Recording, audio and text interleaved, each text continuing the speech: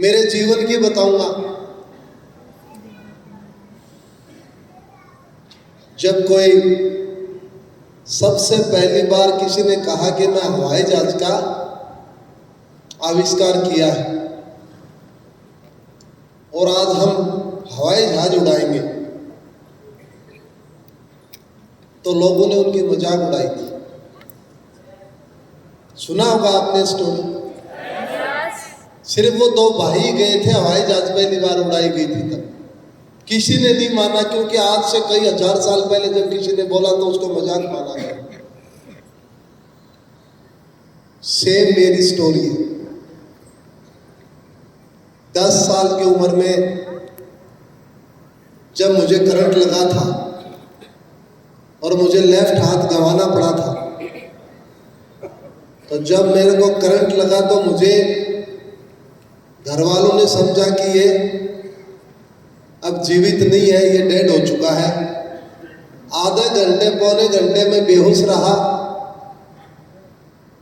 तो उस दिन को मैं याद करता हूं तो एक ही सीख मिलती है मुझे।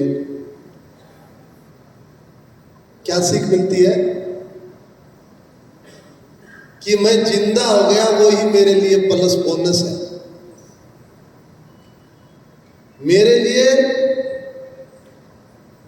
खोने के लिए मेरे पास कुछ नहीं है। मैंने ये सोच के एक लाइफ की शुरुआत की थी। देखिए, आपको हर पल ये सुनना पड़े कि ये दिव्यांग है, ये क्या करेगा। मैं ग्रामीण क्षेत्र से था, बहुत चर्चाएं चलती थी कि जिंदा कैसे रह पाएगा। उस दौर में मैंने खेल की शुरुआत की कि कमजोर नहीं कहलाऊंगा। सरकारी स्कूल में शुरुआत की, कोई फैसिलिटी नहीं थी, एक सिर्फ जेवलिन था वहां पे। वो भी इसलिए मना कर दिया गया मुझे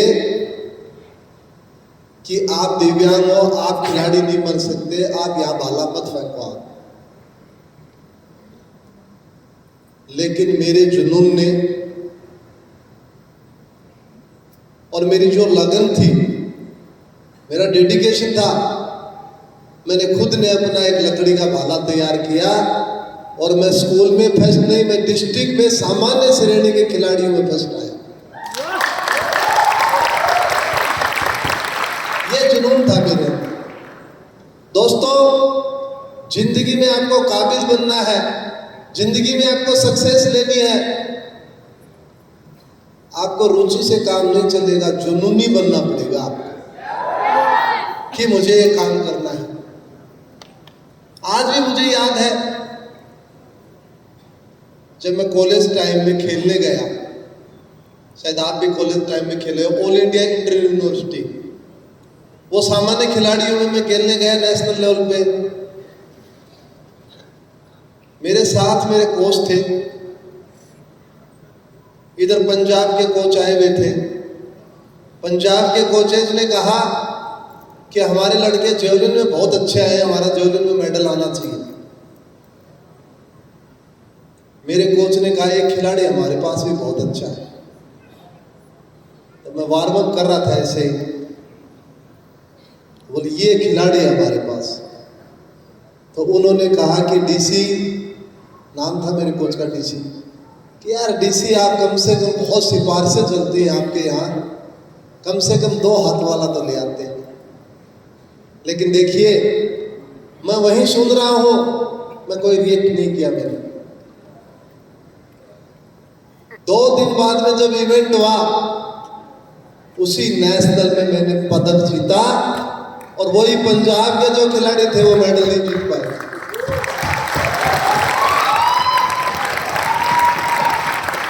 तब वो कोच चल के आए पंजाब वाले कि हम माफी मांगते हैं आपसे, हमने आपके बारे में ऐसे बोला, हमें पता नहीं था एक हाथ से भी कोई जेवलिन फेंक सकता है क्या। मैंने कहा हो सकता आपको बुरी लगी ये बात, मुझे बुरी नहीं लगती, मेरी तो आदत बन चुकी है ये सुनने की, मैं ध्यान नहीं देता इन बातों को।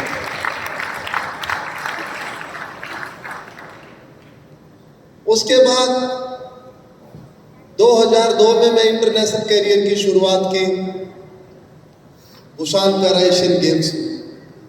कॉलेज स्टूडेंट था उस समय और पहले ही टूर्नामेंट में गोल्ड मेडल ही नहीं, एशिया का नया रिकॉर्ड ब्रेक किया। ये शुरुआत थी।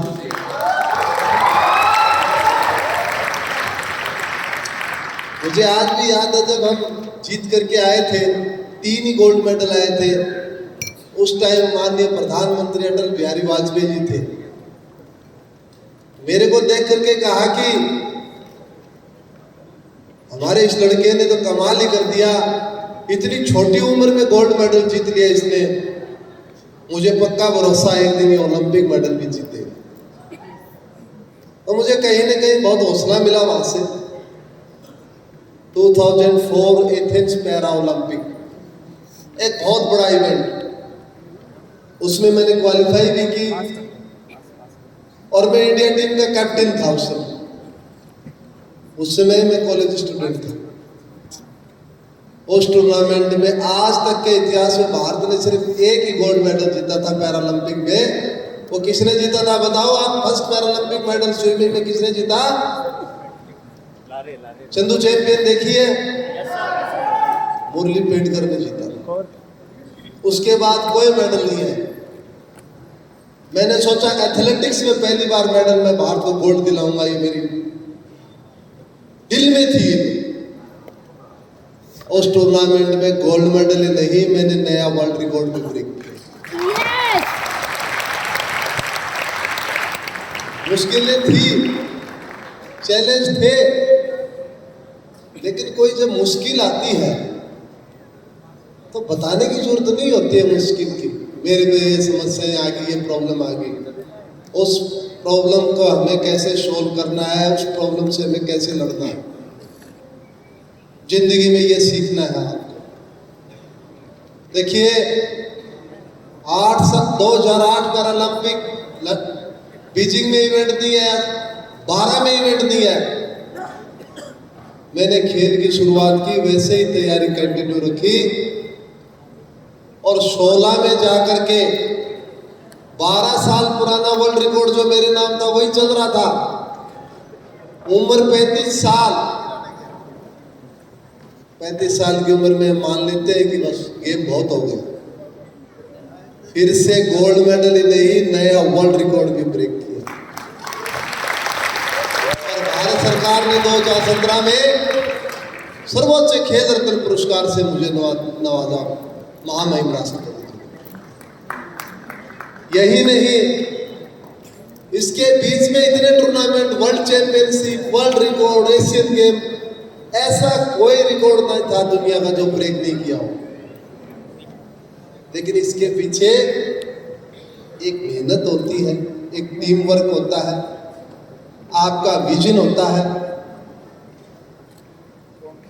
अब सभी ने मान लिया कि 16 के बाद में देवेंद्र झाझड़िया गेम नहीं करेगा, 35 साल उम्र हो गई।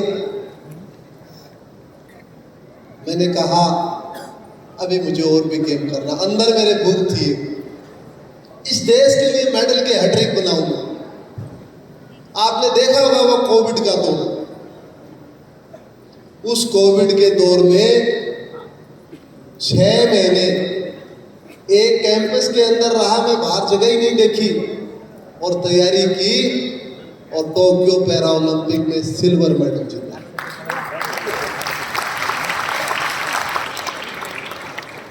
इसके पश्चात भारत सरकार ने 40 साल की उम्र में मात्र पद्म भूषण अवार्ड से मुझे महामहिम राष्ट्रपति जुड़ा।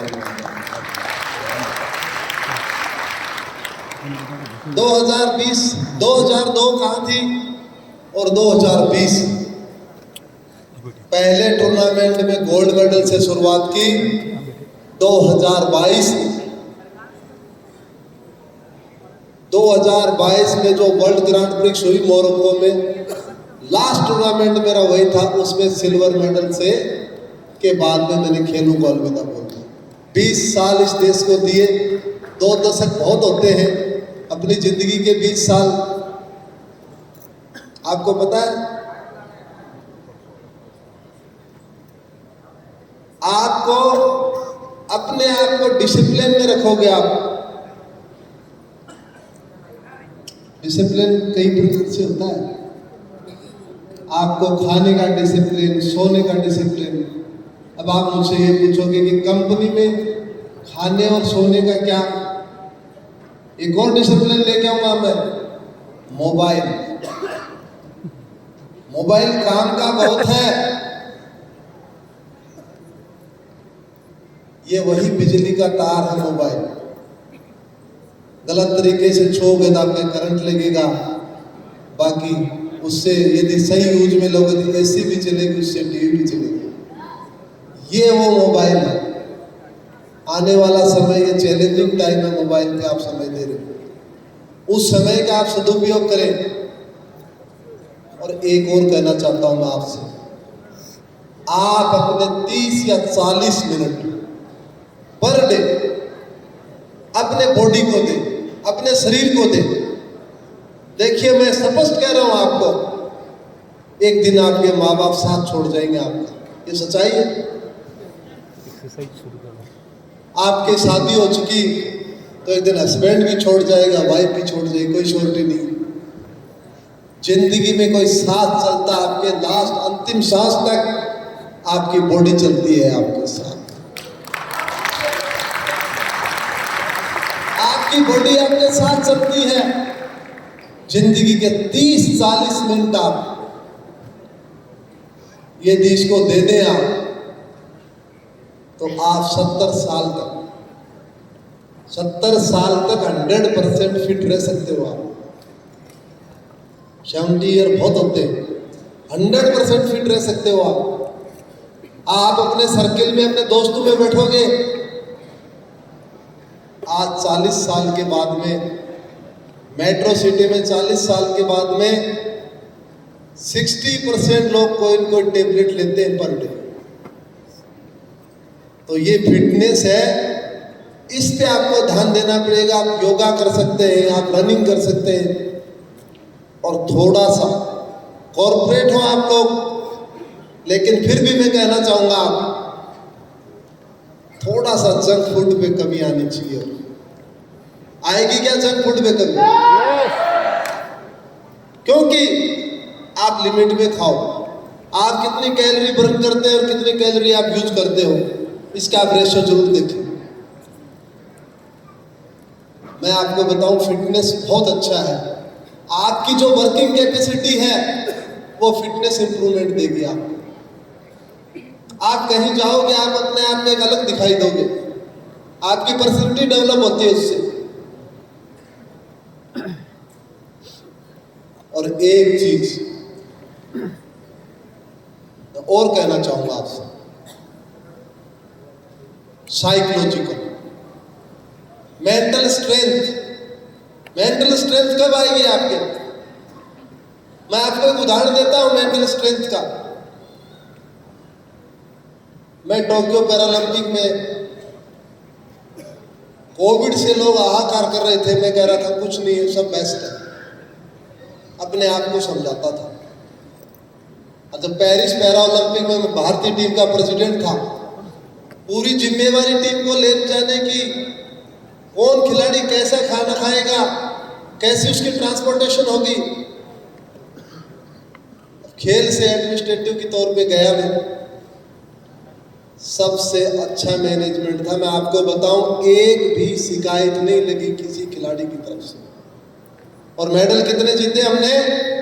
60 साल में टोटल 30 मेडल जीते, और अकेले पेरिस में हमने 29 मेडल जीते। जब मैंने इंडिया में प्रेस कॉन्फ्रेंस की जाने से पहले कि हम 25+ मेडल जीतेंगे, तो मीडिया वालों ने कहा कि आप ज्यादा बोल गए। मैंने कहा 25 नहीं, 25+ मेडल हम जीतेंगे।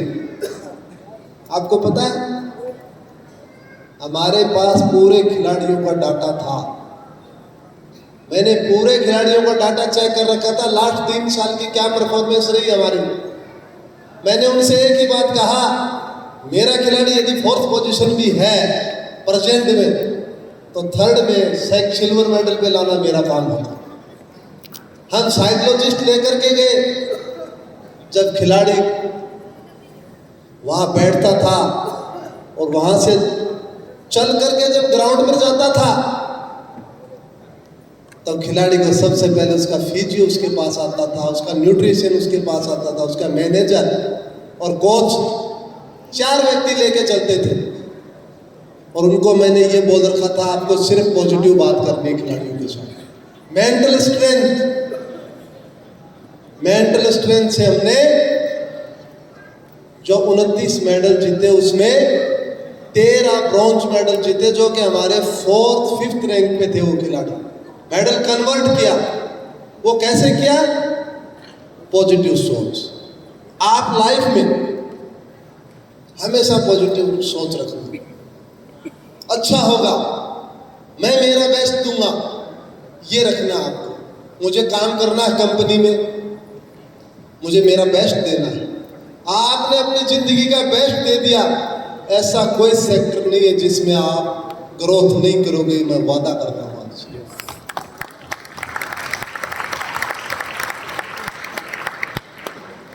आज मैं दिल्ली में हूं, गुड़गांव में हूं। मैं आपको बताना चाहता हूं, कल ही आप दिल्ली के हो तो देखना, कल ही 17 कंट्रियों का यहाँ पे वर्ल्ड एथलेटिक्स ग्रांड प्रिक्स हो रही है हमारी, उसका आयोजन कर रहा है पैरालंपिक कमेटी ऑफ इंडिया।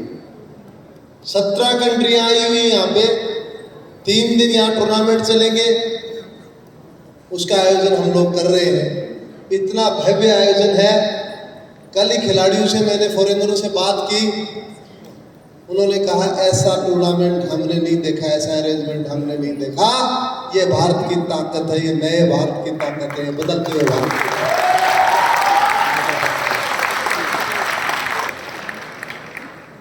मुझे आपने बुलाया, ये कंपनी रियली मेरे लिए दिल की बात है, क्योंकि हम खिलाड़ी हैं और ये कंपनी फूड सप्लीमेंट प्रोडक्ट भी तैयार करती है, तो हमारा तो नाता बहुत पुराना है इनसे। और मुझे फक्र है कि इतने वे प्रोटीन, मल्टीविटामिन, कैल्शियम, इतने अच्छे फूड सप्लीमेंट हैं, और वो भी मेरे भारत की कंपनी है, मेरे देश की कंपनी है। आज के दिन तो लोकल इंडिया, आप देश के लिए काम कर रहे हैं। और ये जितने भी युवा हैं, इनको ये ताकत भी मिलेगी कि मैं मेरे देश की कंपनी के लिए काम कर रहा हूं, क्योंकि देश भक्ति होती है। जब एक खिलाड़ी जीतता है तो सबसे पहले वो क्या मांगता है? मेरा राष्ट्रीय ध्वज। जब वो तिरंगा फहराता है और जब राष्ट्रीय गान होता है, उससे बड़ी खुशी जिंदगी में कभी नहीं मिल सकती खिलाड़ी को। आपने मुझे बुलाया, आपका बहुत बहुत धन्यवाद। Thank you. जय हिंद,